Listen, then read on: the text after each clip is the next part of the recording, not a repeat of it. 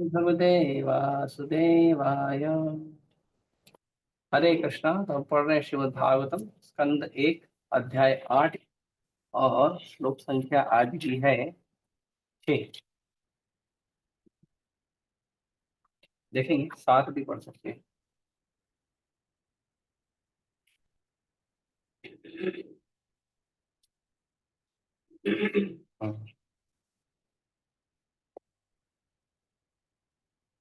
याजयित्वा अश्वमेधे याजयित्वा अश्वमेधे तंत्रिभिः उत्तमकल्पकै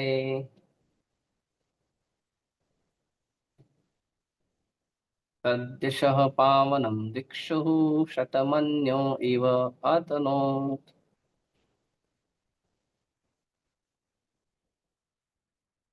याजयित्वा अश्वमेधे तं त्रिभिः उत्तमकल्पकै तद् तद्दशः पावनं दिक्षु शतमन्योरिव इव आतनोत्। याजयित्वा अश्वमेधे तंत्रिभिः उत्तमकल्पकै तद्दशः पावनं दिक्षु शतमन्योरिव आतनोत्। पढ़िए। हरे ईश्वर जी। याजित्वा अश्वमेधे तं त्रिभिः उत्तमं कल्पके तत् यश पावनं दिक्षु शतमन्यो इव अतनोत्। हरे कृष्ण। हरे कृष्णा प्रभु जी। याजयित्वाश्वमेधस्तं त्रिभिरुत्तमकल्पकै तदृशः पावनं दिक्षु शतमन्योरिवातनोत्। हरे कृष्ण। और फिर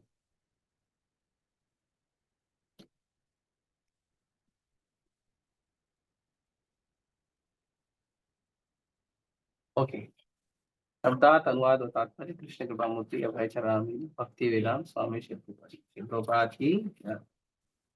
याजयित्वा संपन्न करने से अश्वमेध यज्ञों द्वारा जिनमें घोड़ों की बलि दी जाती है तम उनको राजा युधिष्ठिर को त्रिभी 3 उत्तम सर्वश्रेष्ठ कल्पकाय सामुचित सामग्रियों के द्वारा तथा योग्य पुरोहितों द्वारा संपन्न तथा वह यशः ख्याति पावनम यशस्वी तिक्षु समस्त दिशाएं शतमन्यो इंद्र जिसने ऐसे 100 यज्ञ किए थे इव के समान अतनोत फैल गई। भगवान श्री कृष्ण ने महाराज युधिष्ठिर से 3 श्रेष्ठ अश्वमेध यज्ञ संपन्न कराए और इस प्रकार उनकी पवित्र ख्याति ऐसे 100 यज्ञ करने वाले इंद्र की तरह सभी दिशाओं में फैल गई। तात्पर्य यह महाराज युधिष्ठिर द्वारा अश्वमेध यज्ञ संपन्न किए जाने की भूमिका जैसी है। स्वर्ग के राजा इंद्र के साथ महाराज युधिष्ठिर की तुलना महत्वपूर्ण है। स्वर्ग का राजा अपने ऐश्वर्य में महाराज युधिष्ठिर की अपेक्षा हजारों गुना बढ़कर है तो भी महाराज युधिष्ठिर की ख्याति कम न थी। इसका कारण यह है कि महाराज युधिष्ठिर श्री भगवान के शुद्ध भक्त थे। भगवत कृपा से ही वे स्वर्ग के राजा इंद्र के समान थे। यद्यपि उन्होंने मात्र 3 यज्ञ संपन्न किए थे जबकि स्वर्ग के राजा ने पूरे 100 यज्ञ किए थे। यह भगवत भक्त का विशेष अधिकार है।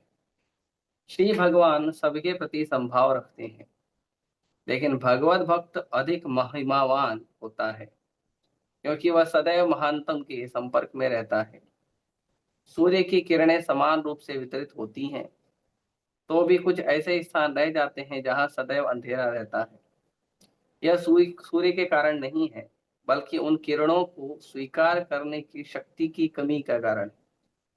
इसी प्रकार जो श्री भगवान के 100% भक्त हैं उन्हें श्री भगवान की पूर्ण कृपा प्राप्त होती है जो सर्वत्र सदैव समान रूप से वितरित होती है।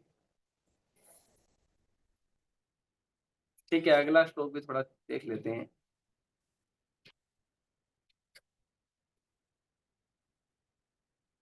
श्लोक संख्या 7। फिर भगवान श्री कृष्ण ने सात्यकी तथा उद्धव के साथ प्रस्थान की तैयारी की। उन्होंने श्रील व्यासदेव आदि ब्राह्मणों से पूजित होने के पश्चात पांडुपुत्रों को आमंत्रित किया। श्री भगवान ने सभी का समुचित अभिवादन किया। तात्पर्य तात्पर्य तथाकथित रूप से क्षत्रिय होने के कारण भगवान श्री कृष्ण ब्राह्मणों द्वारा पूजनीय नहीं थे, लेकिन वहां पर उपस्थित श्रील व्यासदेव आदि सभी ब्राह्मण जानते थे कि वे श्री भगवान हैं। अतएव इन सब ने उनकी पूजा की। श्री भगवान ने इस सामाजिक व्यवस्था के सम्मानार्थ अभिवादन किया कि क्षत्रिय को ब्राह्मणों के आदेश के प्रति आज्ञाकारी होना चाहिए। यद्यपि भगवान श्री कृष्ण को सदैव सभी ओर से परमेश्वर को मिलने वाला सम्मान प्राप्त होता रहता था, लेकिन श्री भगवान कभी भी समाज के चारों आश्रमों की प्रथाओं से रंच मात्र भी विचलित नहीं होते थे। श्री भगवान ने प्रयोजनवश इन सामाजिक प्रथाओं को संपन्न किया, जिससे कि भविष्य में अन्य लोग उनका अनुसरण कर सकें। ओम ज्ञानतिमिरन्धस्य ज्ञानाञ्जनशलाकया चक्षुरुन्मीलितं येन तस्मै श्रीगुरुवे नमः।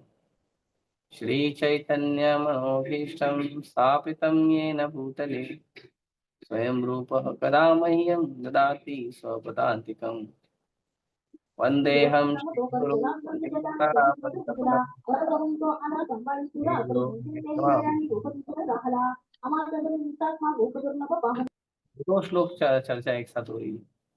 श्रीरूपं साग्रजातं सहगण रघुनाथान्वितं तं सजीवं साद्वैतं सावधूतं परिजनसहितं कृष्ण चैतन्य देवं श्रीराधा कृष्ण पादान् सहगण ललिता श्री विशाखान्तांश नमो विष्णुपादाय कृष्ण पृष्ठाय भूतले श्रीमते भक्तिवेदांत स्वामी निति नामिने नमस्ते सारस्वते देवे गौरवाणी प्रचारिणे निर्विशेष शून्यवादी पाश्चात्य देशतारिणे नमो महावदन्याय कृष्ण प्रेम प्रदायते कृष्णाय कृष्ण चैतन्य नामने गौरतुषे नमः।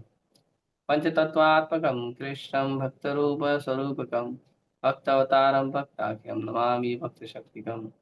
हे कृष्ण करुणा सिंधु दीनबंधु जगत्पते गोपेश गोपिका कांत राधा कांत नमोस्तुते। जयतां सुरतरुर्भंगो मम मंदामतेर्गति मत्सर्वस्य पादाम्भोजो राधामदनमोहन दिव्यदृन्दारण्यकल्पद्रुमादः श्रीमद्रत्नागार सिंहासनस्थौ श्रीमद्राधा शीलगोविन्ददेवो पृष्ठालभिसेव मानुस्मरामि। श्रीमान् रासरसारम्भी वंशीवट्टटैः स्थितः कर्षन् वेणुशनैर्गोपी गोपीनाथाय श्रीयस्तुनः। तप्तकाञ्चन गौराङ्गी राधे वृन्दावनेश्वरी वृषभानुसुते देवी प्रणमामि हरिप्रिये। जय श्री कृष्ण चैतन्य भू नित्यानंद श्री अद्वैत गदाधर शिवासादि गौर भक्तविंद। हरे कृष्णा कृष्णा कृष्णा हरे हरे हरे राम राम राम।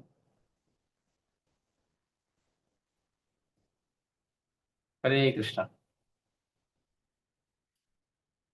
हाँ, तो अब इस प्रकार हमने श्लोक संख्या 5 में देखा था कि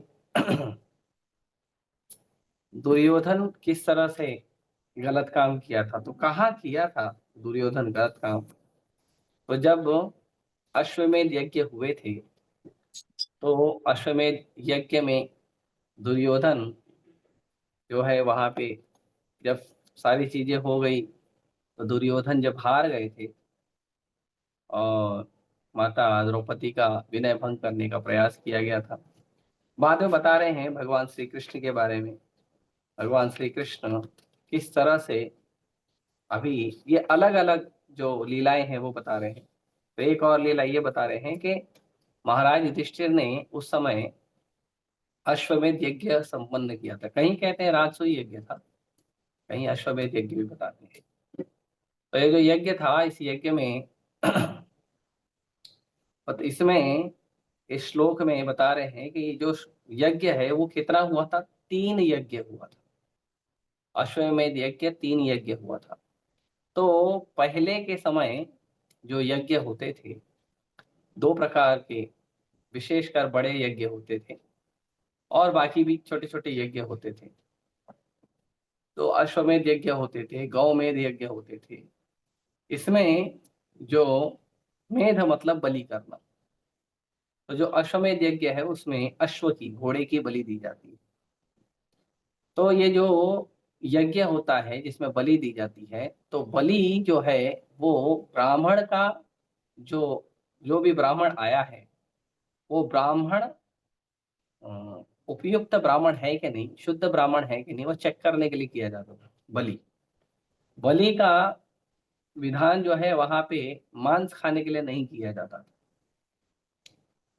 जो ब्राह्मण है वो ब्राह्मण सही तरह से मंत्र उच्चार कर पा रहा है या नहीं, उसको चेक करने के लिए वो बलि का प्रथा था, कि जिसमें जो पशु है वो पशु वहां पे आएगा, ब्राह्मण मंत्रोच्चार करेगा, मंत्रोच्चार से अगर मंत्रोच्चार शुद्ध है तो वो जो पशु लाते थे वो बूढ़ा पशु था, मतलब लगभग अब उसका शरीर छूटने वाला हो, बूढ़ा पशु लाते थे और उस बूढ़े पशु को मंत्रोच्चार से मारते थे।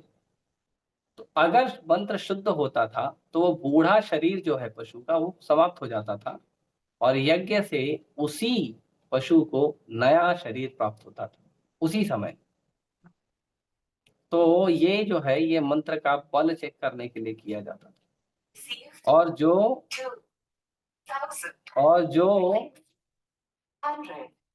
120 rupees on Paytm. और जो पशु का बलि दिया जाता था वो पशु को अगला मनुष्य शरीर फिक्स होता था। मतलब जो पशु को कष्ट हो रहा है, नहीं हो रहा है, उसको नया शरीर प्राप्त हो रहा है, जिस जो भी पशु है, तो ये इस भाव से किया जाता था कि भगवान की सेवा में, भगवान की पूजा में, भगवान के यज्ञ में मनुष्य ही नहीं, अगर पशु को भी भगवान की सेवा में लगाया जाता है किसी प्रकार से, तो उसका भी उद्धार होता है, उसको भी भक्ति का कृपा मिलता है, उसका भी अगला जन्म मनुष्य का होता है। जैसे हम भगवान को फूल फल अर्पित करते हैं, तो ये जो फूल और फल हम अर्पित कर रहे हैं, ये फूल और फल किसी पेड़ का या किसी पौधे का होगा? तो भगवान के चरणों में जब ये फूल और फल आ जाता है, सब्जी आ जाती है, अनाज आ जाता है, तो उन पेड़ पौधों को भी भगवान का आशीर्वाद मिलता है, उनको भी भगवान का आशीर्वाद मिलता है और फिर उनका भी भक्ति में प्रगति होता है। इस जन्म में तो नहीं, लेकिन अगले जन्म में उनको जरूर भगवान का विशेष कृपा प्राप्त होता है। अब दुर्भाग्य की बात है कि लोग दारू बनाने लगे हैं, फूल का, फल का, अनाज का। तो अब उन जीव जंतुओं का क्या होगा? वो जीव जंतु बेचारे, उनका उद्धार कैसे होगा? और ये सब बना के पाप कर्म में लगाया जाता है, पापी लोग, तामसी लोग उसका उपयोग करते हैं। तो ये बहुत ही विचारणीय बात है कि वैदिक पद्धति इतनी उत्तम है कि न केवल मनुष्य, न केवल ब्राह्मण, न केवल साधु, न केवल वैष्णव, बल्कि पूरे विश्व का कल्याण का इसमें चिंता किया जाता था। चला भक्ति सिद्धांत सरस्वती ठाकुर गोस्वामी महाराज जब हरिनाम संकीर्तन निकालते थे, जब भगवान की शोभा यात्रा निकालते थे, तो भक्ति सिद्धांत महाराज उसमें घोड़े, ऊंट, हाथी को भी लेकर चलते थे। अभी भी हम मायापुर में, जो हमारा इस्कॉन मायापुर मंदिर है, उसमें कुछ हाथी हैं जो मंदिर के अंदर ही रहते हैं। मंदिर के अंदर ही जो वहाँ पे छोटा सा वन की तरह बनाया गया है, उसमें ही वो चरते हैं, वहीं प्रसाद लेते हैं, जो जो भी घास वगैरह खाते हैं वही खाते हैं। और भगवान की जब शोभा यात्रा होती है तो वो हाथियों के ऊपर भगवान के विग्रह आरूढ़ होकर शोभा यात्रा में सबको दर्शन देते हैं। तो उन हाथी, वो जो हाथी हैं वो भी भक्त हैं, उनको भी कृपा मिल रही है। हमारे जुहू में श्री श्री राधा रास बिहारी मंदिर में गोविंदा रेस्टोरेंट या हेवन ऑन अर्थ बिल्डिंग है, उसके पीछे एक छोटा सा लॉन बना हुआ है। लॉन मतलब जहाँ पे हरी हरी घास का समतल मैदान बना हुआ है। तो उस लॉन का नाम है हाथी गार्डन, क्योंकि वहां पे पहले हाथी हुआ करते थे और वो श्री श्री राधा रास बिहारी का सेवा करते थे। तो इस तरह से यदि हम देखें तो वैदिक सनातन पद्धति इतनी सुंदर है, इतनी अच्छी है कि इसमें एक एक जीव के कल्याण के बारे में सोचा जाता है। या तो उस जीव से भगवान का सेवा लिया जाए और उस जीव को प्रसाद खिलाया जाए, या तो सर्वत्र जीवों को प्रसाद खिलाया जाए। कुछ नहीं है तो संसार के हर जीव को कम से कम आप हरि नाम सुनाइए। जब हम सड़क पर भगवान का नाम कीर्तन करते हुए, जप करते हुए ऊर्ध्व बाहु होके भगवान का नाम जप करते हैं, हरे कृष्णा कृष्णा कृष्णा हरे हरे, हरे राम राम राम हरे हरे, तो क्या होता है? तो जो लोग भगवान का नाम ले रहे हैं उनका उद्धार होता है।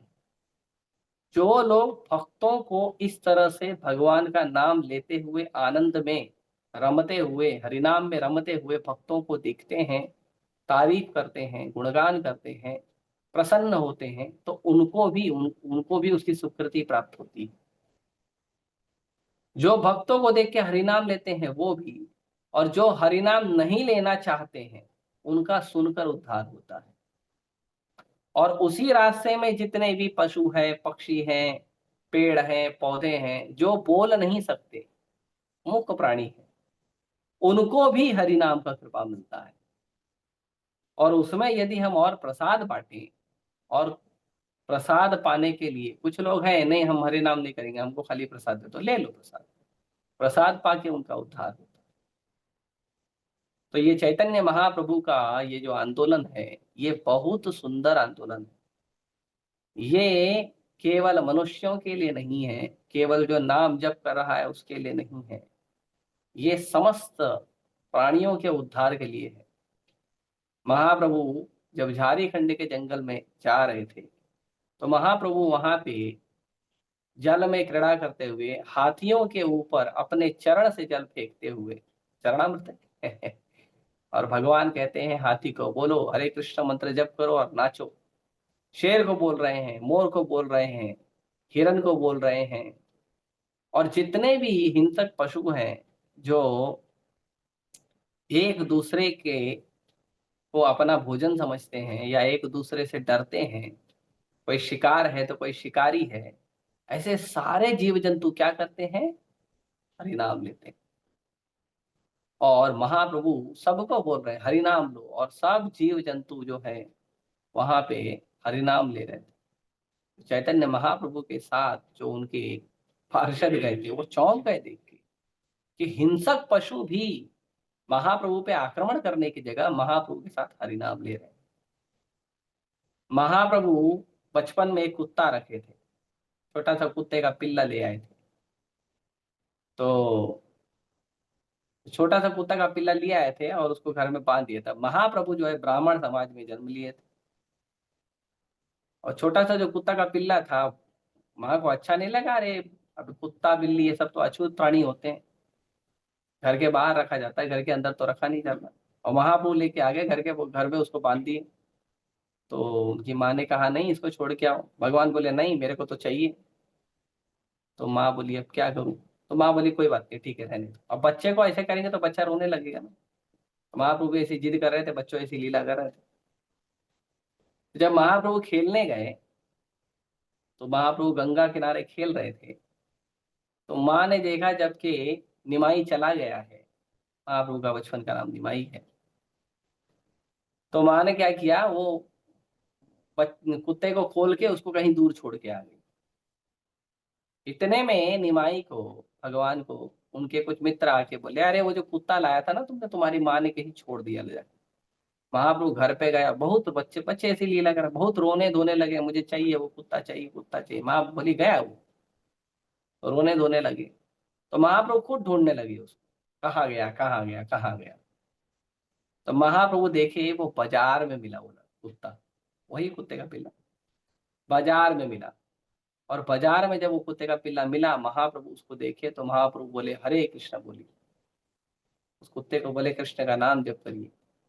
और वो कुत्ता भगवान को देखकर, कुत्ते का पिल्ला भगवान को देखकर दोनों आंखों में अश्रु लिए हुए दोनों पैर ऐसे उठा के और हरिनाम ले रहा था।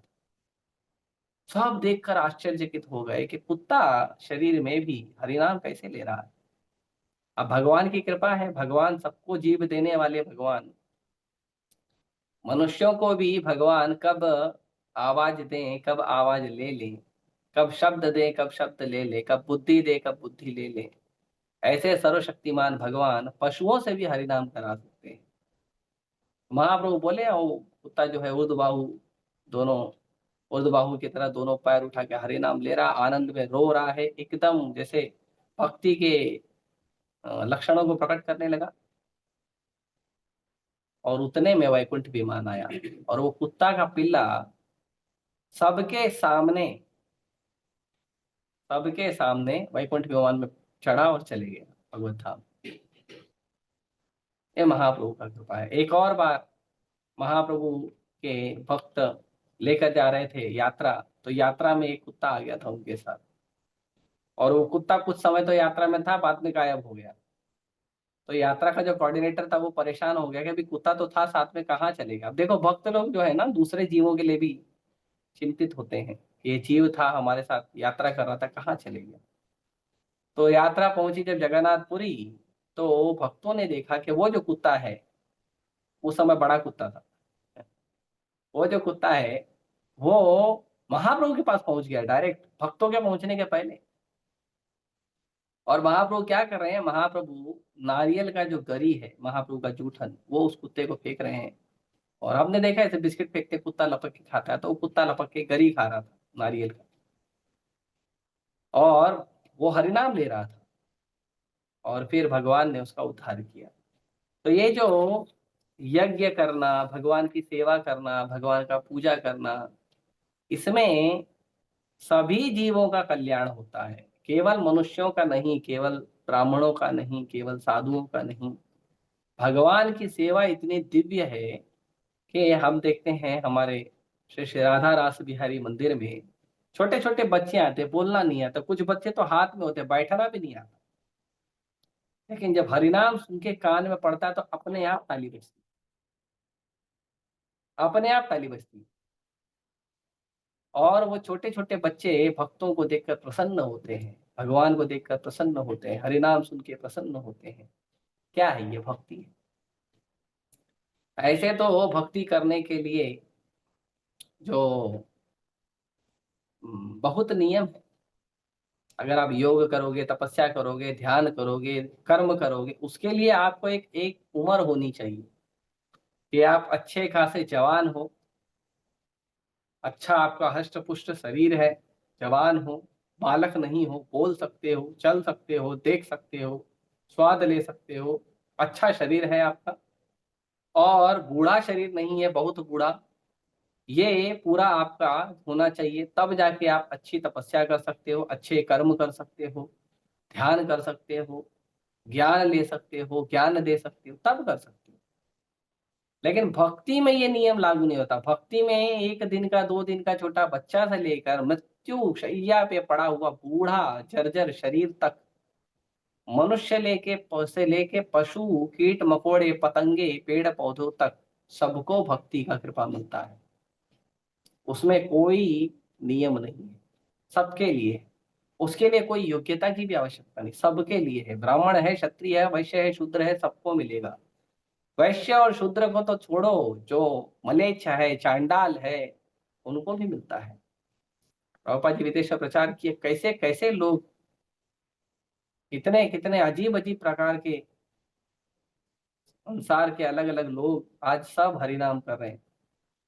चाहे रशियन हो, चाहे चाइनीज हो, चाहे साउथ अफ्रीकन हो, चाहे अफ्रीका के कुछ लोग हों, चाहे अमेरिका हो, चाहे लंदन हो, चाहे जापान हो, हाँ, चाहे पाकिस्तान हो, चाहे अफगानिस्तान हो, हाँ, हर जगह भगवान के जो भक्त हैं वो हरिनाम लेते हैं। तो ये बहुत बड़ा कृपा देने वाला यज्ञ है संकीर्तन यज्ञ। तो भगवान, इसीलिए जो यज्ञ है, यज्ञ में पशुओं को शामिल किया जाता था, उनका भी उद्धार होता था। सनातन पद्धति जो है, सनातन धर्म जो है, वो सबके उद्धार के बारे में सोचता है। सर्वभूत हृदय रतः, सभी जीवों के कल्याण के बारे में सोचने वाला एकमात्र धर्म है, और वो है सनातन धर्म। सनातन भगवान का सनातन जीवों के साथ सनातन संबंध को भक्ति कहते हैं, और यही भक्ति के प्रोसेस को सनातन धर्म कहते हैं। तो ये जो सनातन धर्म है, ये सबके लिए, सबको कल्याण करने, सर्वभूत हितेरतः, सभी जीवों को कल्याण करने के लिए है। सभी जीवों को, अभी तो हम जो परेशान रहते हैं कि हमारा दाना पानी कैसे होगा, हमारा नींद कैसे होगा, हमारा गाड़ी बंगला कैसे मिलेगा, नहीं, ये तो ठीक है, ये तो भौतिक चीजें हैं। इसके ऊपर आगे बढ़िए, आध्यात्मिक चेतना में आइए। आध्यात्मिक चेतना में कल्याण होता है, असली कल्याण होता है। शरीर को वस्तुओं की क्या आवश्यकता है वो हम देखते हैं, लेकिन आत्मा का क्या भोजन है वो भी देखना चाहिए। शरीर के लिए भोजन हम दाल चावल सब्जी रोटी फल फूल कंदमूल ये सब खाते हैं, शरीर की आवश्यकता। लेकिन आत्मा के लिए आवश्यकता क्या है? आत्मा का आवश्यकता है भगवान का नाम, भगवान का ज्ञान, भगवान की सेवा, भक्तों का प्रेम, ये सब आत्मा की खुराक है। और जब जब आत्मा को आप देखोगे, दोगे ये सब चीजें, तब तब आप देखोगे आपका शरीर एकदम आनंद में रहेगा। आप सेवा करके थक के चूर हो जाओगे, लेकिन भौतिक कार्य करने के बाद जो हमें दुख होता है, सेवा करने के बाद वो दुख नहीं होगा बल्कि आनंद होगा। और सेवा दी गई तो आप उसको आनंद से स्वीकार करके करोगे। ये भक्ति का कृपा है। तो यहाँ पे बता रहे हैं कि 3 अश्वमेध यज्ञ किए हैं, लेकिन ये जो 3 अश्वमेध यज्ञ किए हैं, ये 3 अश्वमेध यज्ञ जो हैं वो इंद्र जो 100 अश्वमेध यज्ञ करता है, उसके प्रकार, उसकी तरह युधिष्ठिर महाराज का ख्याति, मतलब नाम, मतलब यश फैल गया। अब इंद्र को तो सब लोग जानते हैं, पूरे ब्रह्मांड में सब जानते हैं, इंद्र देवताओं के राजा है। युधिष्ठिर महाराज तो एक मनुष्य है। एक मनुष्य का इतना यश कि देवता नहीं, देवताओं के राजा, इतना यश कहां से मिल गया? और वो भी इंद्र को, इंद्र का पद प्राप्त करने के लिए हमको 100 अश्वमेध यज्ञ करने पड़े। और यहाँ पे केवल 3 अश्वमेध यज्ञ करके युधिष्ठिर महाराज को क्या मिल गया? इंद्र जैसा यश। एक तो मनुष्य है, देवता भी नहीं, तो दूसरा 100 अश्वमेध यज्ञ करके जो यश इंद्र को मिला, वही 3 अश्वमेध यज्ञ करके युधिष्ठिर महाराज को मिल गया। ऐसे कैसे? तो इसीलिए तात्पर्य में बता रहे हैं कि वो भगवान के भक्त हैं। भगवान के भक्त जो हैं, भगवान उनको हमेशा सर्वोत्तम पद देते हैं। पद्म पुराण में ऐसा वर्णन है कि यदि कोई व्यक्ति भगवान कृष्ण का शरणागत भक्त हो जाता है, शुद्ध भक्त हो जाता है, तो वो सभी देवी देवताओं से भी ऊपर हो जाता है, क्योंकि अब वो भगवान के डायरेक्ट कनेक्शन में है। तो कोई व्यक्ति भगवान के किसी शुद्ध भक्त का शरण ले ले तो भगवान का कृपा निश्चित रूप से उसे मिलता है। क्यों? क्योंकि भगवान अपने भक्तों को अपने समान ही मानते हैं। अरे वाह। और भगवान अपने भक्तों को अपने समान मानते हैं, और अपने समान ही उनको यश, उनको वैभव, सब भगवान अपने समान ही देते हैं। आप देखिए सुदामा, आप सुदामा को दीदीला करायचा म्यूट करिए। आप सुदामा को देखिए, सुदामा गए थे, सुदामा ऐसे दरिद्र दीनहीन भगवान के पास गए, भगवान ने गले लगाया।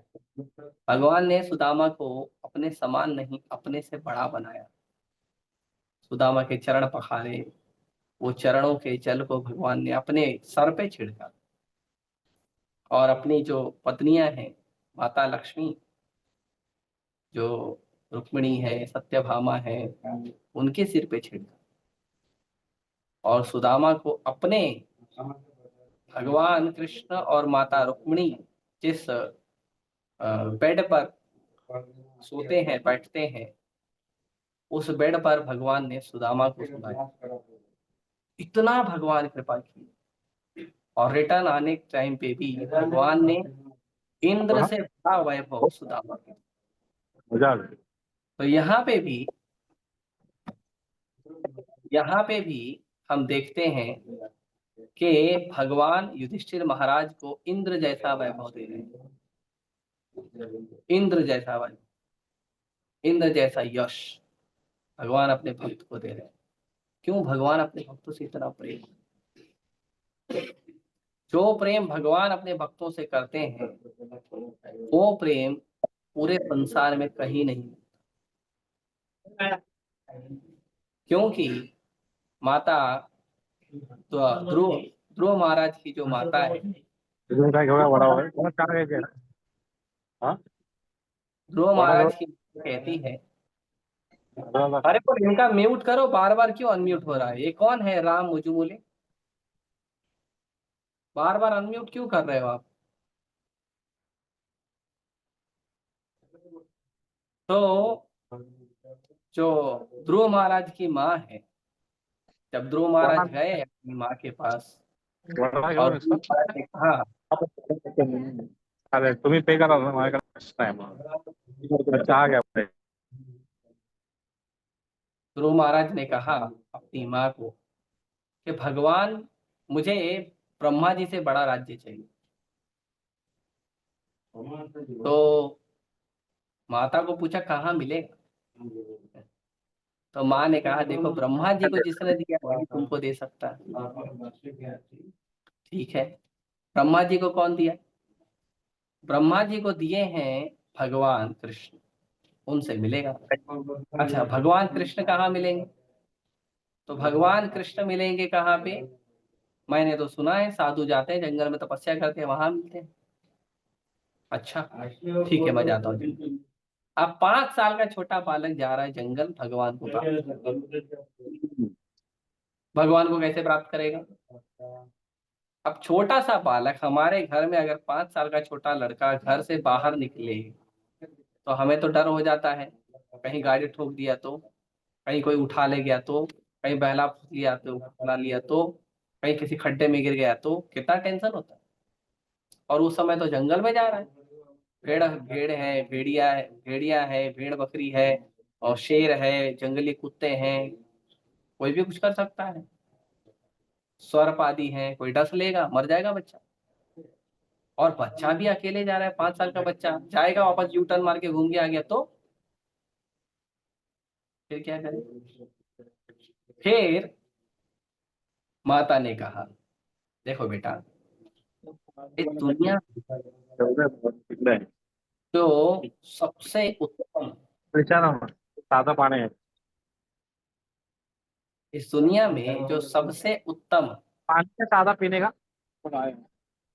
आप रिमूव कर दीजिए प्रभु जी।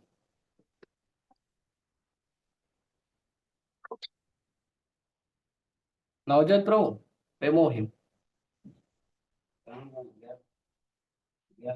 तो जो सबसे उत्तम प्रेम है, सबसे उत्तम प्रेम इस संसार में, वो क्या है?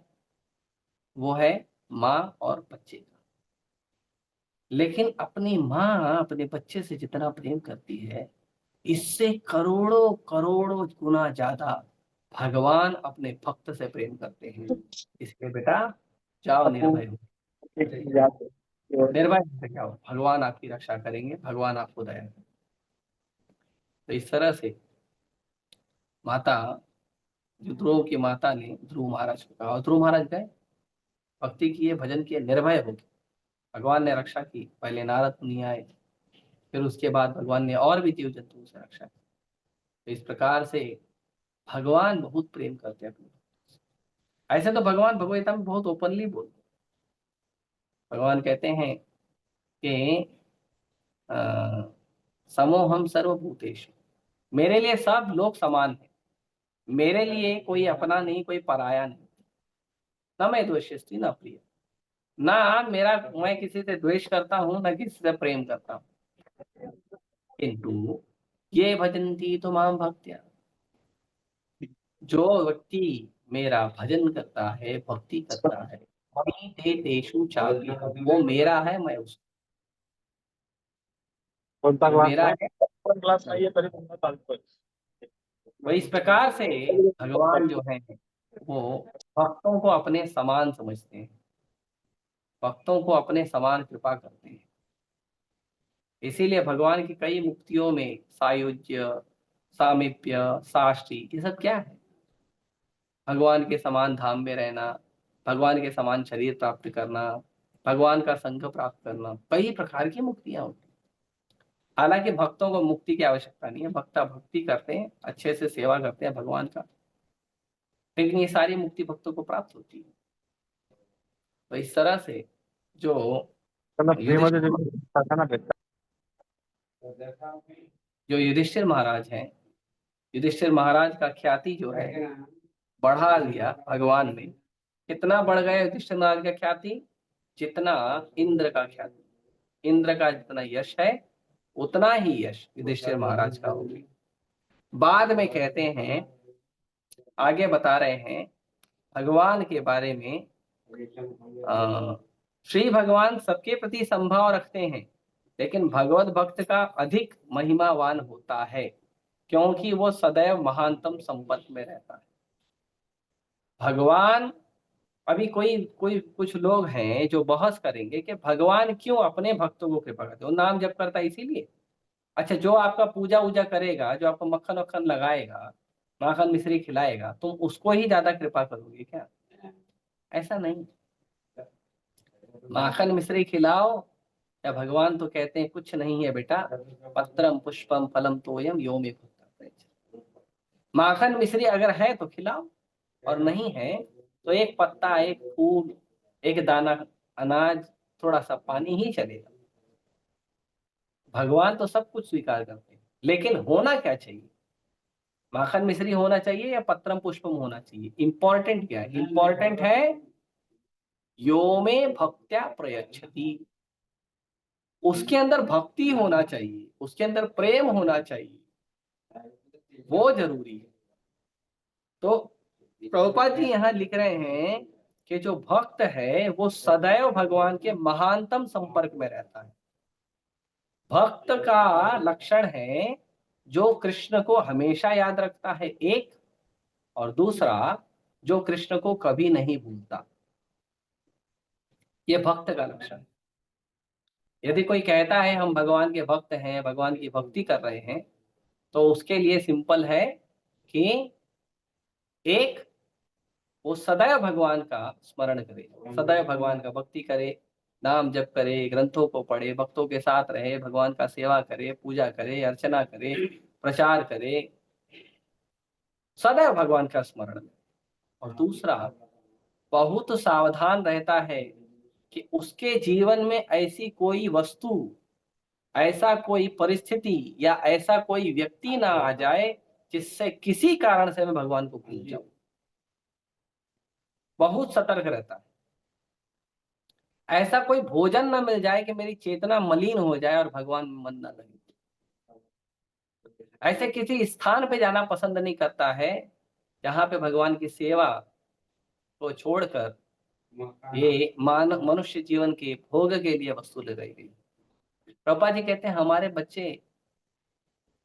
बच्चे तो सिनेमा भी नहीं जाते, हमारे बच्चे सिनेमा भी नहीं जाते, हमारे बच्चे यही आनंद लेते हैं।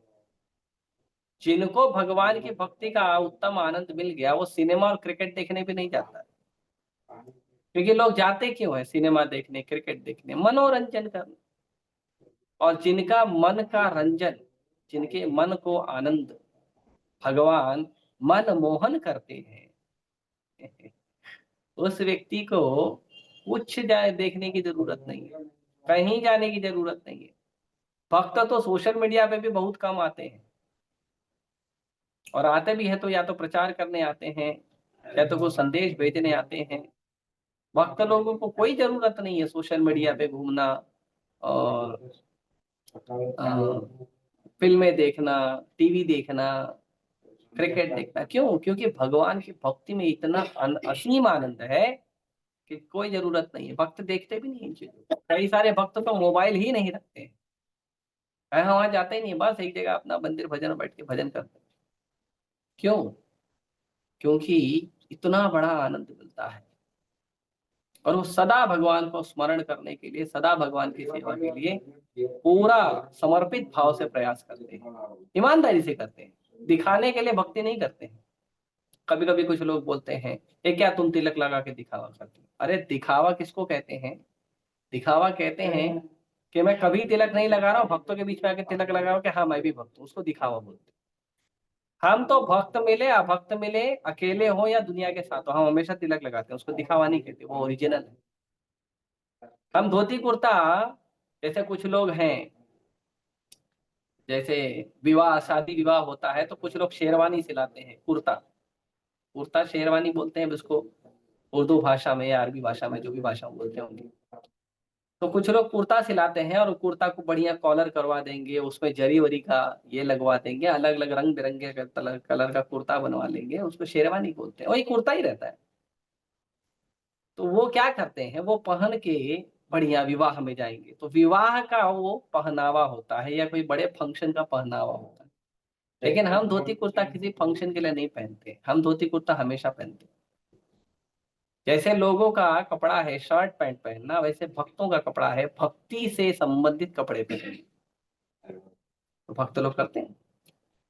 कैसे तो कई भक्त लोग हैं वो जहाँ समाज का समय काल परिस्थिति के अनुसार कपड़े बदलते हैं, लेकिन कुछ भक्त हैं ऑफिस भी जाते हैं तो धोती कुर्ता में जाते हैं। कुछ भक्तों को देखता हूँ ऑटो चला है धोती कुर्ता पहन के चला रहा है।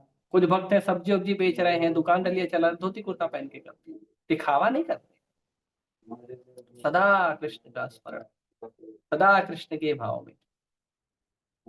जो लोग, हमने यहाँ तक देखा है कि कुछ भक्त लोगों का दुकान सब्जी का है, दुकान फल का है, दुकान अनाज का है, दुकान पुस्तक का है, लेकिन वो रखता है गीता। सब्जी वब्जी भी रखता है, वो भी बेच रहा, साथ में गीता भी रखा है। वो पूछे ये क्या, तो बोले गीता चाहिए क्या, उसको भी दे दे। भगवान का सदा भाव रखना, भगवान की सदा सेवा में लीन रहना, ऐसे भक्त को भगवान, इंद्र तो छोटी सी बात है, भगवान अपने समान समझते। भगवान कहते हैं कि आचार्य माम विजानीय, और जो महान भक्त हो जाता है, मध्वाचार्य, रामानुजाचार्य, निम्बार्क स्वामी, शंकराचार्य, अ, श्री चैतन्य महाप्रभु स्वयं भगवान है, और रूप गोस्वामी, सनातन गोस्वामी, भगवान बोलते आचार्य और मेरे में कोई अंतर नहीं। तो बहुत आनंद का जीवन होता है भक्तों का, और भगवान भक्तों को अपने समान समझते हैं, और भक्त भी वैसे ही शरणागत होते हैं। और आगे भगवान कहते हैं, फिर कोई कहेगा, फिर जब इतना भगवान सबके लिए अवेलेबल है, एक्सेसिबल है, इतने उपलब्ध है भगवान, तो कुछ लोगों को भगवान की कृपा क्यों नहीं मिलती? जब भगवान दयालु है, संभाव है, सबको कृपा करते हैं, तो कुछ भक्तों को क्यों नहीं करते, कुछ लोगों को क्यों नहीं करते? तो इसीलिए प्रभुपाद जी उदाहरण देते हैं कि जैसे सूर्य होता है, कृष्ण सूर्य सम माया है अंधकार, जहां कृष्ण तहां नहीं माया अधिकार। कृष्ण सूर्य है, और सूर्य का जिस तरह किरण सर्वत्र होता है, वैसे ही भगवान का कृपा भी सर्वत्र होता है। तो सब जगह है, तो मिल क्यों नहीं रहा है सबको? सब लोग लेना नहीं चाहते ना, उल्लू है। अब सूर्य का किरण हर पशु पक्षी को मिलता है, लेकिन उल्लू लेना नहीं चाहता। सूर्य का किरण हर जगह है, लेकिन अगर आप छत डाल दो, खिड़की उड़की लगा के बंद कर दो और एसी लगा के रूम में बैठ जाओ, तो आपको सूर्य का किरण कहाँ दिखेगा? आपको पता ही नहीं चलेगा सुबह है कि शाम है, क्या है। तो यदि आप सूर्य किरण को खिड़की से आने दोगे,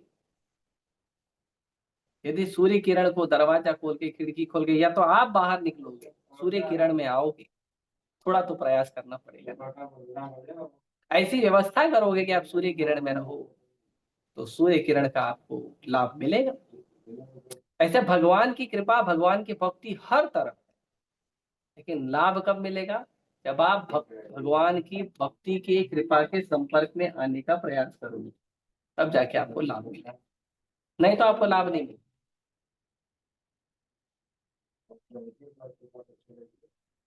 नहीं तो आपको भगवान की भक्ति का लाभ नहीं। भगवान की भक्ति का लाभ क्या में उस रेडियस में आना पड़ेगा। रेडियस क्या है? सिंपल, भगवान के भक्तों के साथ रहिए, भगवान को प्रसाद पाइए, भगवान का नाम जप करिए, भगवान के ग्रंथों को पढ़िए, भगवान के संदेश को पढ़िए, भगवान की सेवा करिए, जो भक्त भगवान का प्रचार कर रहे हैं उनको सहयोग दीजिए। नाना प्रकार से नाना प्रकार से हम भगवान की जो कृपा है उसके डायरेक्ट संपर्क में आ सकते।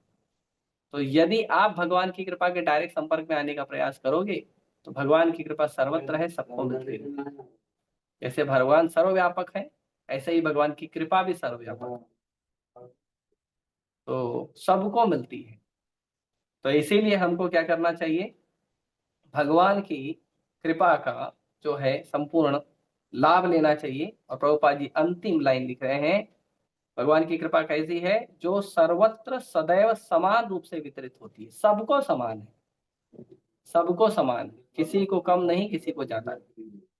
फिर प्रयास आपको करना है।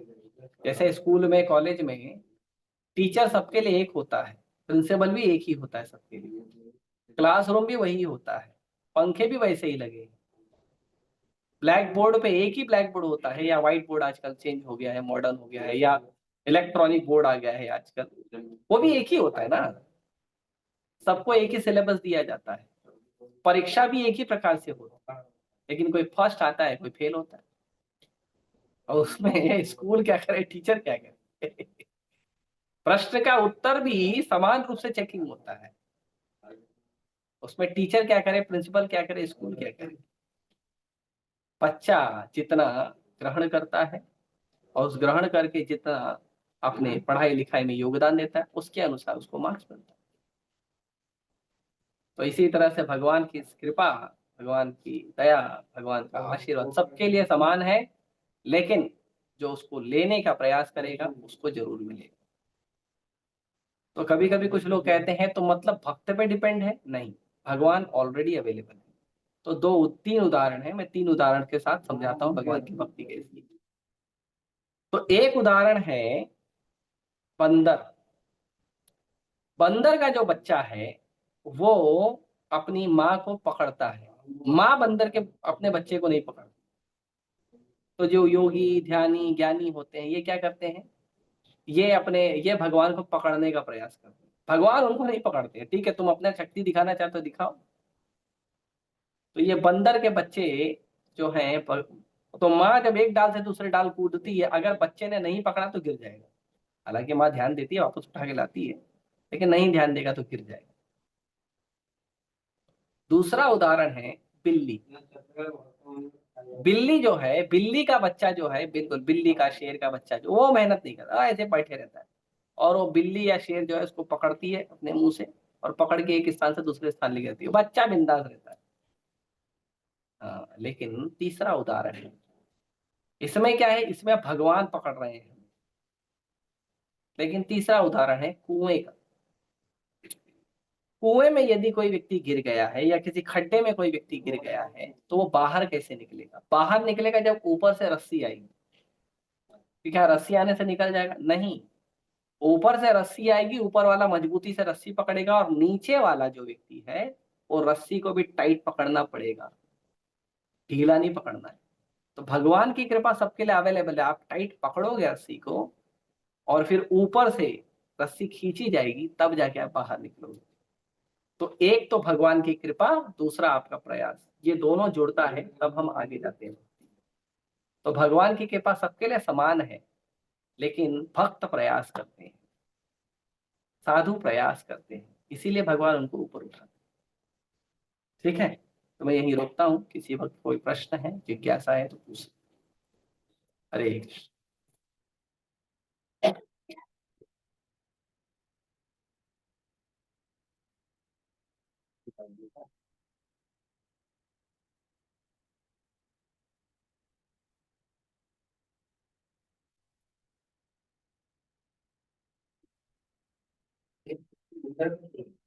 ठीक है, किसी का प्रश्न नहीं है शायद, हम यही रोकते हैं। अंतर्राष्ट्रीय भागवतम की जय, श्री प्रभुपाद की। हरे कृष्ण।